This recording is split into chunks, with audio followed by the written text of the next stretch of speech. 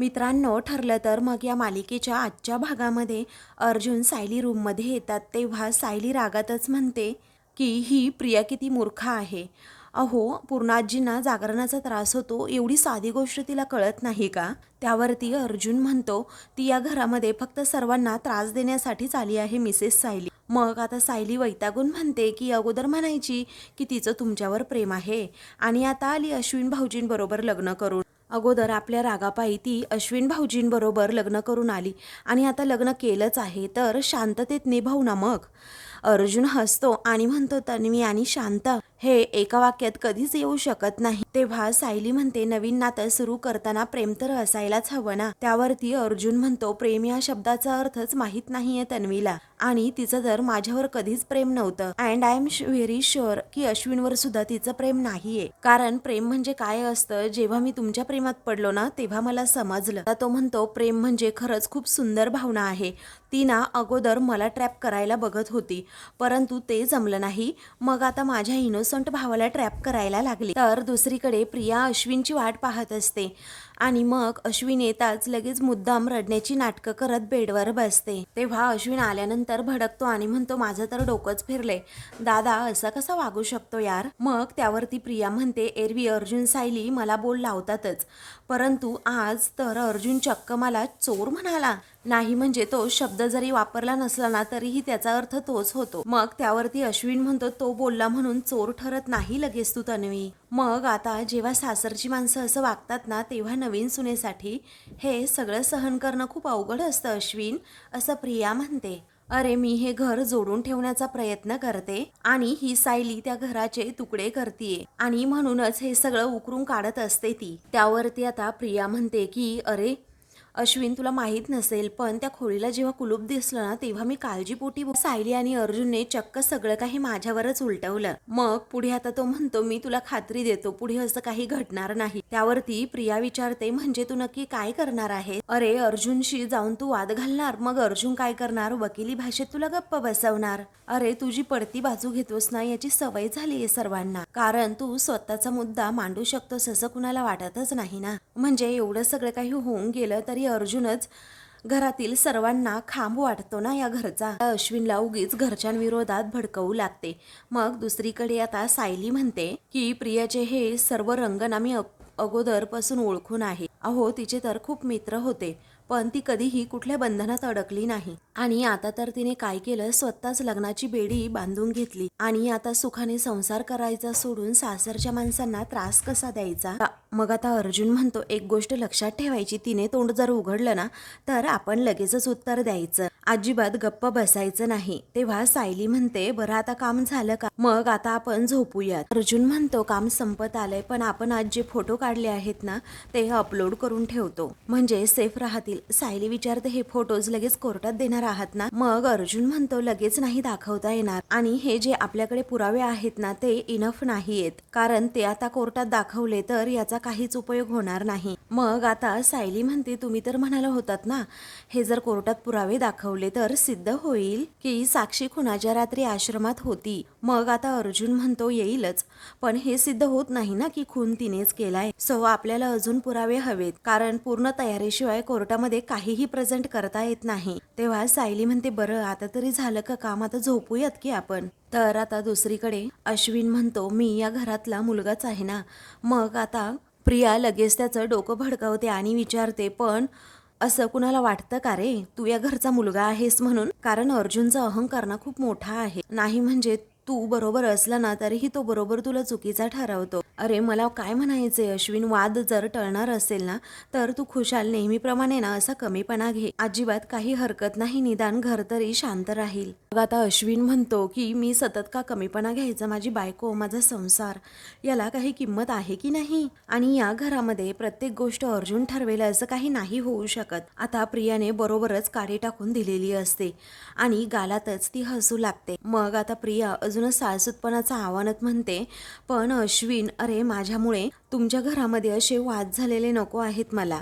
तेव्हा तो म्हणतो तन्वी ही सगळी भांडणं तुझ्यामुळे नाही होत ग दादा आणि सायलीमुळे होत आहेत. तू अगोदर रडायची थांब बघू.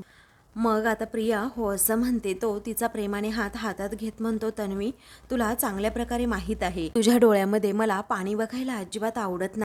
तेव्हा तो अगदी प्रेमानेच तिला जवळ घेतो. तर आता प्रियाला एवढंच हवं असतं. त्यानंतर ते दोघेही झोपतात. तर दुसरा दिवस उजाडतो. अश्विन आणि प्रिया अजूनही झोपलेले असतात. तेव्हा आता लगेच अलाराम वाजतो. मग आता प्रिया ही अलाराम बंद करते, कारण तिला लवकर उठायची कधी सवयच नसते. तेव्हा आता पुन्हा एकदा अलाराम वाजतो. ती पटकन उठते आणि म्हणते की उठ प्रिया उठ. आता काही दिवस तरी गुणी आणि नवीन सून असण्याचा ड्रामा हा आपल्याला करावाच लागेल, कारण तिला हे आठवतं की तर सर्वजण उठण्या अगोदर दाराबाहेर रांगोळी सुद्धा काढायची आहे. त्यानंतर आता अश्विन हा अगदी गाढ झोपलेला असतो. तर प्रिया ही रूम बाहेर जाते आणि त्यानंतर रांगोळीचा डबा घेऊन तडक आता घराबाहेर येते. तर आता रांगोळी काढणारी जी मुलगी असते ना, ती ऑलरेडी येऊन बसलेली असते. ती म्हणते, काय हो मॅडम, अहो किती उशीर, मी कधीची येऊन बसले आहे इथे.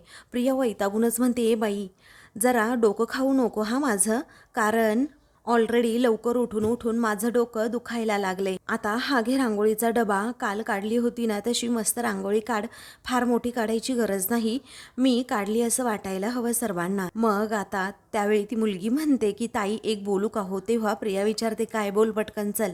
मग आता मी एवढ्या सकाळी लवकर येते, लवकर उठून येते, सकाळी सकाळी सर्वांचा डोळा चुकवून इथे रांगोळी काढते बरोबर ना, आणि एवढी छान रांगोळी काढते म्हटल्यानंतर तुम्ही माझं पेमेंट हे लवकरात लवकर करायला हवं ना. तेव्हा आता लगेचच प्रिया ही तिचं मंगळसूत्र दाखवत म्हणते, बाई मी ना सुभेदारांची सून आहे, माझ्याकडे पैशांची अजिबात कमी नाही, समजलं. तुझे पैसे तुला वेळेवर मिळतील, त्यामुळे जास्त वटवट करू नको, नाही तर पैसे कापेन. आता लागते का कामाला, असं म्हणून आता प्रिया ही लगेचच आतमध्ये जाते. नंतर प्रिया आता कशीबशी रूममध्ये येते, कारण तिला खूपच सारखी झोप येत असते. मग आंघोळीसाठी ती कपडे घेते आणि म्हणते, बापरे आज आंघोळच नको, खूप कंटाळा आलाय, नुसती कपडे ना चेंज करून घेते. असं म्हणून ती लगेच आता आपली कपडे चेंज करून बाहेर येते. त्यानंतर ती आता मस्त असा मेकअप करते आणि म्हणते, अरे वा आता तर मी आंघोळ केल्यासारखी दिसती आहे. मग त्यानंतर तिला सारखा सारखाच आळस येत असतो, त्यामुळे ती म्हणते की बापरे लग्न करून ना फसल्यासारखं वाटतंय मला, आता नुसतं रांदावाडा उष्टी काढा असंच चाललंय. आता हे कमी करून ना अर्जुन सायलीवर जास्त लक्ष ठेवायला हवं, कारण काल रात्री केसच्या कामासाठीच बाहेर गेले असणार ते दोघे. त्यांचं नक्की काय चाललंय हे शोधून महिपतला सुद्धा सांगितलं पाहिजे, आणि तरच तो माझ्यावर पुन्हा गोळ्या सुद्धा झाडणार नाही. आता इकडे सायली ही किचन मध्ये आलेली असते, विमल सुद्धा तेथे असते. प्रिया धावत असते तेथे येते आणि म्हणते, काय काय चाललंय काय ग तुझं इथे, अगं तुझी वेळ अजून सुरू तरी झाली आहे का किचनमध्ये यायची. तेव्हा सायली म्हणते, ऑलरेडी माझी वेळ सुरू झाली आहे आणि किचन ओटा रिकामा होता ना, म्हणूनच मी यांच्यासाठी नाश्ता करायला घेतलाय, समजलं. मग आता विमल म्हणते, तन्वीताई आम्ही दोघीही ना असं एकमेकांच्या सोयीप्रमाणे काम करतो. तेव्हा आता लगेचच प्रिया म्हणते की तुम्ही काय करताना ते मला सांगू नका, आता मी इथे आली आहे ना, तुम्ही निघायचं. मग आता लगेचच सायली म्हणते, ओटा रिकामा असेल तरीही आम्ही इथून निघायचं का. प्रिया म्हणते, हो निघायचं, कारण थोडा वेळ उपाशी राहिला ना तुझा नवरा तर काही एक बिघडत नाही. मग आता सायली म्हणते, इतकं क्रूर वागताना तुला काहीच वाटत नाही का ग. मग आता त्यावरती प्रिया म्हणते, तुला कसं, तुला वाटेल ते मला बोलता येतं. अगदी तसंच, तू का उभी आहे सांग बरं, निघ निघ इथून निघ किचनमधून, असं म्हणून सायलीचा हात पकडून ती आता सायलीला ढकलूनच देते. तेव्हा विमला तर रागातच म्हणते, तन्वीताई तुम्ही हे काय करताय. मग त्याच वेळी सायली रागात प्रियाकडे पाहत म्हणते, काय ग ही कुठली वागण्याची पद्धत झाली ग तुझी, चांगल्या घरातील सुना असं वागतात का. मग आता चांगल्या घरातील सुनांना कसं वागतात हे तू मला सांगू नको, तुला तर या घरात कुणीही सून सुद्धा मानत नाही. अगं तुला तर तुझ्या नवऱ्याला वेळेवर सुद्धा हक्क नाहीये ग, बिचारी कुठली. त्यानंतर सायली आता लगेचच किचनमध्ये जाते आणि ब्रेड वगैरे घेऊन बाहेर येते आणि म्हणते की माझ्या नवऱ्याचा नाश्ता तुझ्यावर अवलंबून नाहीये हा, समजलं, आणि ते काही उपाशी वगैरे राहणार सुद्धा नाहीत. तेव्हा सायली आता लगेचच सँडविच तयार करते आणि लगेच अर्जुनसाठी घेऊन रूममध्ये जाते. सायली गेल्याबरोबरच ती लगेच विमलला इशारा करते की हे बघ पटकन आता सर्वांसाठी डोसे बनवून ठेव आणि भाजीसुद्धा चिरून ठेव, मी आलेच हा. मग त्यावरती विमल म्हणते, तन्वीताई ऐका ना, तेव्हा ती विचारते काय झालं. मग आता हो मी कशी डोसे बनवणार, नाश्ता कसा मी बनवणार, कारण या घरची नवीन सून तर तुम्ही आहात ना. अहो घरातल्या नवीन सुनेनेच नाश्ता बनवायचा असतो आणि मगच तुमचं कौतुक होईल ना, आणि तुमच्या कौतुकाच्या तरी मी कसं आड येणार, त्यामुळे आता नाश्ता ना तुम्हीच बनवा. असं म्हणून लगेचच विमल प्रियाला हरभऱ्याच्या झाडावर चढवू लागते. आणि तन्वीताई तुम्ही काय म्हणालात काय बनवायचे, तेव्हा डोसे बनवू ना गं सर्वांसाठी, असं प्रिया पटकन म्हणते. प्रिया विमल म्हणते अहो त्यासाठी ना आदल्या दिवशीच तयारी करावी लागते, म्हणजे सकाळी डाळ तांदूळ भिजत घालावी लागते आणि मग संध्याकाळी ते वाटावे लागतात आणि मग जाऊन दुसऱ्या दिवशी कुठे ते डोसे बनतात. पण इकडे बघते तर तशी खरंच काहीच तयारी नाहीये, पण मला माहित आहे पीठ नसताना सुद्धा तुम्ही डोसे बनवू शकता, कारण की तुम्ही तन्वीताई आहात आणि तुम्हाला सगळं काही शक्य आहे. तुम्ही बनवा डोसे बनवा, मी आलीच हा पूर्णाईंच्या रूममध्ये आहे. तेव्हा आता असं म्हणून लगेचच ती तेथून जायला निघत्या. तिच्यावर जरा ओरडते आणि म्हणते विमल थांब ना गं, जरा डोसे सोड पण पोहे तरी कर ना. मग आता विमल तिचं काहीही ऐकत नाही. त्याच वेळी प्रिया रागात म्हणते ही मोलकरींना स्वतःला या घरची मालकीनच समजायला लागली, अति शहाणी कुठली, असं म्हणून लगेचच प्रिया वैतागते. तर दुसरीकडे आता प्रतिमा ही हॉलमध्ये असते. नागराज आणि सुमन सुद्धा हॉलमध्येच असतात. तेवढ्यातच रविराज तेथे येतो आणि प्रतिमा तन्वी असं म्हणून मोठ्याने आवाज देतो. त्यानंतर रविराज आता म्हणतो की मुरबाडच्या प्रॉपर्टीचं आता काम झालंय, 6-7 दिवस गेले पण तिकडे जाण्याची गरज नाही, हे काम पूर्णपणे फायनल झाले. तेव्हा सर्वजण रविराजकडे पाहू लागतात. तेव्हा बरं झालं असं आता नागराज म्हणतो. तेव्हा बरं झालं काय, आनंदाची बातमी आहे असं लगेचच रविराज म्हणतो. त्यावेळी एकदम गप्प गप्पच असतात. तर प्रतिमा खूप घाबरलेली असते. मग काही वेळाने आता तन्वी कुठे आहे असं रविराज पुन्हा विचारतो, कारण मी तिच्यासाठी खूप मस्त गिफ्ट आणलं आहे. मग आता ती घरात नसल्याचं प्रतिमा सांगते. तेव्हा ती घरात नाहीये असं लगेचच प्रतिमा म्हणते. तेव्हा कॉलेजला गेलीये का असं रविराज विचारतो. मग आता कोणी काहीही बोलत नाही, सर्वजण घाबरलेले असतात.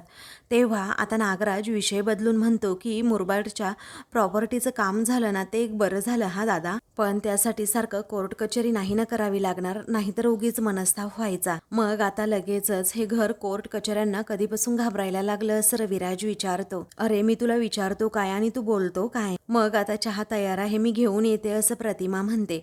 त्यावेळी रविराज म्हणतो अगं थांब. मग सर्वजण अजूनच घाबरतात. तेव्हा तो विचारतो काय झालं, सगळं काही ठीक आहे ना. मग नागराज म्हणतो ठीक नसायला काय झालं, सगळं काही अगदी ओकेच आहे. मग आता सुमन काय ग बोल ना पटकन असं रविराज पुन्हा म्हणतो.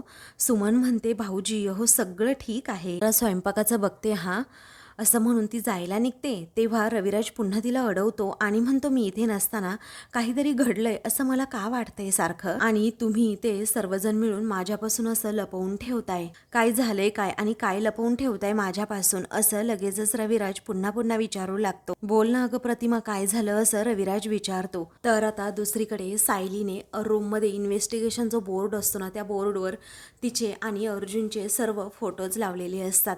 तेव्हा आता अर्जुन तिथे येतो आणि विचारतो काय मिसेस सायली खूप सुंदर हा कोलाज कुणी बनवले. सायली म्हणते मी बनवले.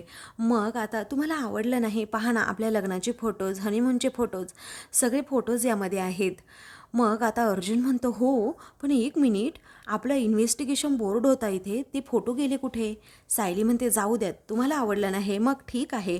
अर्जुन म्हणतो नाही हां, सर्व तयारी पहिल्यापासून मला करावी लागेल, मला कळतच नाही की तुम्ही एवढं कॅज्युअली बिहेव कसं करू शकताय. मग सायली आता गालातच हसते. अर्जुन विचारतो तुम्ही मस्करी करताय का. तेव्हा सायली हसते आणि म्हणते मस्करीच करतीये मी, कारण त्या बोर्डचं महत्त्व तुमच्या इतकं मलाही कळतंय आणि म्हणूनच तो बोर्ड मी इथे लपवून ठेवलाय, म्हणजे ना प्रियाला कळणारच नाही की इथे काय चाललंय. तेव्हा अर्जुन म्हणतो फॅन्टॅस्टिक आयडिया. आता प्रियाला या बोर्ड बद्दल ना काही म्हणजे काहीच कळणार नाही, पण ही आयडिया कुठून आली तुमच्या डोक्यात.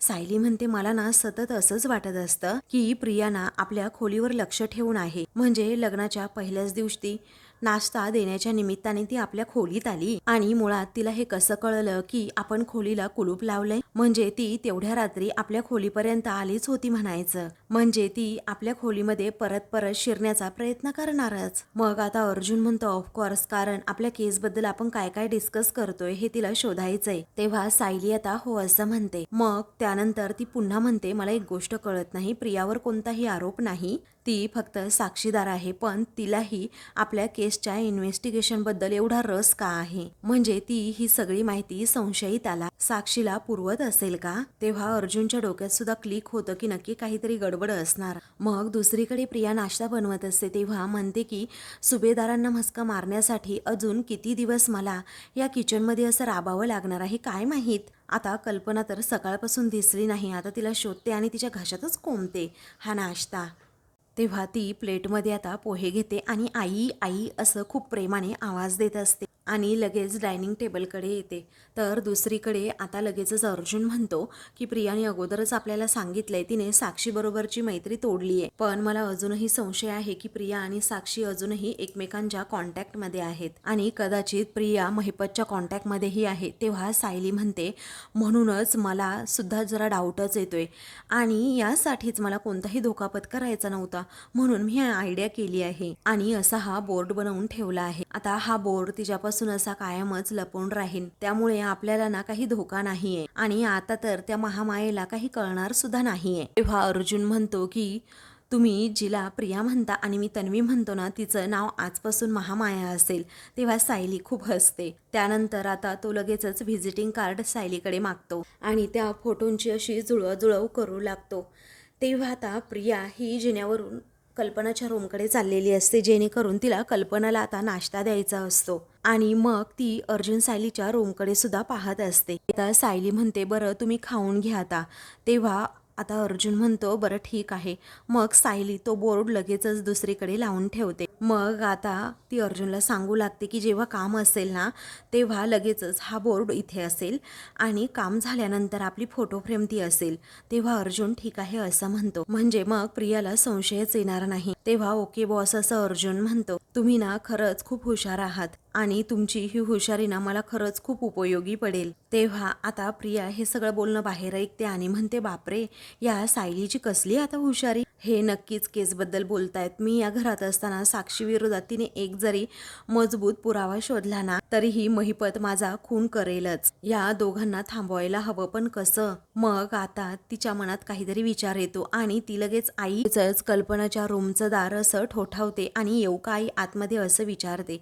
तेव्हा तन्वी ये ना ग असं कल्पना म्हणते. तेव्हा तुला भूक लागली असेल ना म्हणून मी नाश्ता घेऊन आल्याचं प्रिया म्हणते. मग आता लगेचच कल्पना म्हणते आत्तापर्यंत घरातील सर्वांची काळजी ना तन्वी मीच घ्यायची, पण आता माझी सुद्धा काळजी घेणारं कुणीतरी आलंय तर. तेव्हा लगेचच कल्पनाच्या हातातील काम तिला तेथे ठेवायला सांगत तू इथे ये बरं आई असं म्हणून प्रिया तिला आता जरा पुढे घेऊन येते आणि म्हणते आई तू ना आता जरा रिटायर्ड हो आणि तुझ्या सर्व जबाबदाऱ्यांना मी उचलेन असं म्हणून लगेचच तिला ती बेडवर बसवते आणि पोहे भरवू लागते. तेव्हा कल्पना म्हणते अगं मी खाते की. मग त्यानंतर आता प्रिया लगेच कल्पनाच्या मनात सायली विरोधात विष भरवू लागते की कसं आहे नाही अगं तुझ्या जबाबदाऱ्या वाटून घ्यायला आता कुणीच नाही आहे सध्या, कारण तुझ्या मोठ्या सुनेने जबाबदाऱ्या झटकल्या आणि तू त्या झटकू दिल्या. कल्पना विचारते म्हणजे? मग त्यावरती प्रिया म्हणते आई तू खरंच खूप भोळी आहेस ग. अगं सायलीने घरामध्ये वाद उकरून काढला आणि तू लगेच फसलीस त्याला. अगं तू सांगितलं सायलीने घरातील कोणाचाही स्वयंपाक करायचा नाही म्हणून. अगं तिला ना हेच हवंय, तिला ना फक्त स्वतःपुरतं बघायचं होतं आणि तिने ते बरोबर तुझ्याकडून वधवून घेतलं. मग त्यानंतर आता कल्पना म्हणते अगं गेले 1.5-2 वर्षे या घरातलं ना सगळं फक्त तीच बघत होती. त्यावरती आता प्रिया हसते आणि म्हणते अगं आई तेव्हा कॉन्ट्रॅक्ट मॅरेज होतं आणि ही सगळी नाटकं करणं ना तिला भागच होतं, पण आता असं नाहीये. अर्जुन सोबत खरं लग्न झाल्यानंतर ती काय करतीये, प्राणी असल्यासारखं फिरतीये फक्त, बाकी काहीच नाही आणि घरातली एकही कामं ती करत नाही. मग आता कल्पना विचार करत म्हणते की सायलीचा हा डाव माझ्या तर लक्षातच नाही आला, पण जाऊ दे, मला तिची ना आपल्या कामामध्ये बिलकुल गडबडच नको आहे आणि लुडबुड सुद्धा नको आहे. मग आता लगेचच प्रिया म्हणते असं कसं आई, तू तिचा ना प्रत्येक प्लॅन असा हाणून पाडायला हवा ना, तिला थोड्या जबाबदाऱ्या आणि तुझा तसाही भार हलका करायला मी आहेसच ना. मला सांग सायली काय करते, फक्त दोघांपुरता स्वयंपाक करते आणि मग लगेचच भटकायला सुद्धा जाते, पण मला सांग तू फक्त हे सगळं बघत राहणार आहेस का? पण मला सांग आई, मला माहिती आहे की तू अजिबात तिला सून मानत नाहीस, पण सासू म्हणून तुझा मान राखायला हवा की नको तिने. तर आता दुसरीकडे अर्जुनही त्याच विचारात असतो की पुढे कसं करायचं, की प्रिया त्या दिवशी कशा प्रकारे तिथे आश्रमामध्ये सांगत होती ते सगळं अर्जुन रिमाइंड करण्याचा प्रयत्न करतो. मग आता अर्जुन त्या गोष्टीचा खूप सारा विचार करतच म्हणतो, मिसेस साक्षी, आपल्या दोघांनाही असंच वाटत होतं ना की प्रिया ही साक्षी आणि महिपत या दोघांच्याही कॉन्टॅक्टमध्ये आहे. मग आता सायली म्हणते फक्त कॉन्टॅक्टमध्ये नाही हो, मला तर असं वाटते प्रिया ना महिपतला मदत करते. म्हणजे बघा हा, धुळवडीच्या दिवशी प्रियाने मला सांगितलं की मी मधुभाऊंना कुठे लपवून ठेवलंय हे तिला अगदी समजलंय, आणि बरोबर त्याच वेळेला महिपतची माणसं मधुभाऊंजवळ पोहोचली. मला तर वाटतंय महिपतला प्रियानेच सांगितलं असणार, किंवा हे खरंही असू शकतं कदाचित. मग आता अर्जुन खूपच खुश होतो आणि म्हणतो की तुम्ही खरंच खूप जिनियस आहात, कारण मला एक नवीन क्लू मिळाला, असं अर्जुन म्हणतो. म्हणजे तुम्हाला सांगतो हा, आता आपण एका बाजूने साक्षी आणि त्या बोटिकमध्ये सापडलेल्या व्हिजिटिंग कार्डचं कनेक्शन आपण शोधलं तर, आणि त्यासोबत हे सुद्धा प्रूव्ह करू की साक्षी आणि प्रिया एक टीम आहे. आता सायली विचारते, जर प्रिया ही साक्षी आणि महिपतशी कनेक्ट असेल किंवा त्या दोघींची मैत्री असेल तर विलासच्या खुनाशी तिचा संबंध कसा. तेव्हा अर्जुन म्हणतो, साक्षी आणि महिपतच्या प्रिया आधीपासूनच कॉन्टॅक्टमध्ये असेल तर, आय मीन खुनाच्या आधीपासून. तुम्ही मला सांगितलं होतं की प्रिया म्हणत होती ना आश्रम विकायचा होता तिला, मग कशावरून तेव्हाच ती महिपतला जॉईन झाली नसेल, आणि कशावरून ती महिपतसाठी ऍक्टिव्हली काम सुद्धा करत नसेल. तेव्हा सायली म्हणते, म्हणजे खुनाच्या वेळी प्रिया आणि साक्षी यांची एवढी मैत्री होती की चक्क प्रियाने साक्षीसाठी खोटी साक्ष दिली म्हणून. मग आता अर्जुन पुढे म्हणू लागतो, आतापर्यंत प्रियाने खोटी साक्ष का दिली हे तर माहीतच नव्हतं, पण प्रिया ही आधीपासून महिपतसाठी काम करत असणार, आणि आता आपल्याला याचेच पुरावे शोधायचेत. सायली म्हणते, याचाच विचार केला तर प्रिया आणि साक्षी यांची मैत्री खुनाच्या अगोदरची आहे, याचे पुरावे तर आपल्याला मिळूच शकतात. आता अर्जुन म्हणतो, त्या रात्रीबद्दल मधुभाऊंनी कोर्टामध्ये एक स्टेटमेंट दिलंय, प्रियाने तर वेगळं स्टेटमेंट दिलंय. कोर्टामध्ये खोटं बोलणारी त्या व्यक्तीचं नाव आहे असं अर्जुन म्हणतो. तर सायली म्हणते की प्रिया मधुकर. दुसरीकडे प्रिया आता म्हणते, बघ ना, आता रात्रीचा स्वयंपाक मी बनवला, नवऱ्यासाठी जागत मीच बसले, आणि हे दोघे कुठे गेले तर भटकायला. मला वाटलं होतं तू त्या दोघांचे कान पकडून त्यांना जाब विचारशील, पण नाही हा आई, तू असं नाही केलंस, कारण तुझं मन ना खरंच खूप मोठं आहे.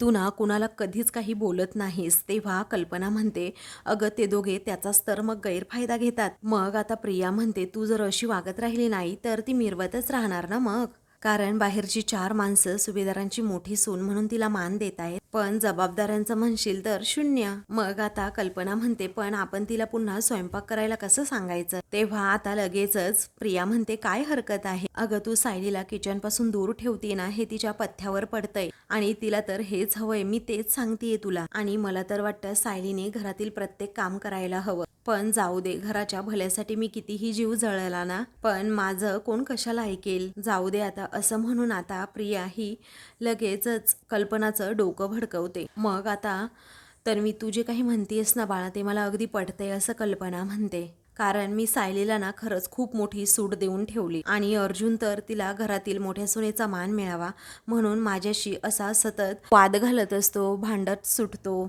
पण आता ना त्यालाही कळेल त्याची बायको त्याच्या आईला कशी मूर्ख बनवती. तेव्हा प्रिया आता गालातच हसते, कारण तिला कामचुकारपणाच करायचा असतो आणि सायलीवर सर्व काम लादायचं असतं, जेणेकरून सायलीचं या केसवरचं लक्ष हटेल. त्यानंतर कल्पना म्हणते, मी अजिबात हे होऊ देणार नाही. मग आता इकडे सायली म्हणते, प्रिया आणि साक्षीच्या जुन्या मैत्रीचे पुरावे मिळवणं तसं अशक्य नाहीये, पण ते एवढं सोपं सुद्धा नाहीये, कारण सुरुवात कुठून करायची ना हेच कळत नाही. मग आता अर्जुन म्हणतो, कोणीतरी असं असेल ज्यांनी साक्षी प्रियाला एकत्र बघितलं असेल, किंवा प्रियाला साक्षीकडनं पैसे घेताना तरी बघितलं असेल. मग सायली म्हणते, त्यासाठी अगोदर हे सिद्ध करायला हवं ना, भाऊने महिपतला आश्रम विकावा ही प्रियाची सुद्धा इच्छा होती म्हणून. तेव्हा अर्जुन म्हणतो, तुमचा मुद्दा तर बरोबर आहे, यावर अगोदर काम करायला हवं. मग आता लगेचच सायली म्हणते, आश्रमातील लोकांनी हे सांगून तसा काही उपयोग होणार नाही. अर्जुन म्हणतो, हो बरोबर आहे, कारण आश्रमाची माणसं मधुभाऊंच्या बाजूने साक्ष देतील हे कोर्ट असंच म्हणेल. सो आपल्याला आश्रमाच्या बाहेरचं कुणीतरी हवंय जो प्रियाबद्दल ना अगदी खरं बोलेल. तेव्हा अशी व्यक्ती कोण हे विचार आता ते दोघेही लगेचच करू लागतात. तर आता मित्रांनो, पुढील भागामध्ये अर्जुन सायली बाहेर चाललेले असतात. तेव्हा थांबा, कुठे निघालात असं आता कल्पना विचारते. तेव्हा आता लगेचच अर्जुन म्हणतो, आमचं थोडं काम आहे महत्त्वाचं. मग त्यावेळी आता कल्पना म्हणते की तुला जायचं असेल ना तू जा, पण हिला हिच्या जबाबदाऱ्या झटकून असं बाहेर जाता येणार नाही. आणि जर तुला इथे राहायचं असेल ना तर तुला या घरच्या सर्व जबाबदाऱ्या उचलाव्याच लागतील, असं सायलीला कल्पना रागातच म्हणते. तेव्हा सायली विचारते, म्हणजे मी सगळ्यांचा नाश्ता आणि स्वयंपाक करायचा का पूर्वीसारखा? तेव्हा कल्पना म्हणते हो. तेव्हा सायली आणि अर्जुनला आता खूपच आनंद होतो. त्यावेळी आता सायली थँक्यू आई, थँक्यू आई असं म्हणून लगेचच तिला मिठी मारते. तर अर्जुन खूपच खुश होतो. अशाच मालिकेंचे पुढील भाग पाहण्यासाठी चॅनलला सबस्क्राईब करा.